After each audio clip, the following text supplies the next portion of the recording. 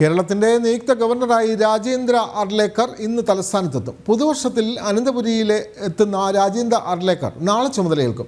കേരളത്തിലെ 23ാമത്തെ ഗവർണറാണ് രാജേന്ദ്ര അർലേക്കർ. സംസ്ഥാനത്തിന്റെ 23ാമത് ഗവർണറായി നിയമിതനായ രാജേന്ദ്ര വിശ്വനാഥ് അർലേക്കർ ഇന്ന് തലസ്ഥാനത്ത് എത്തും.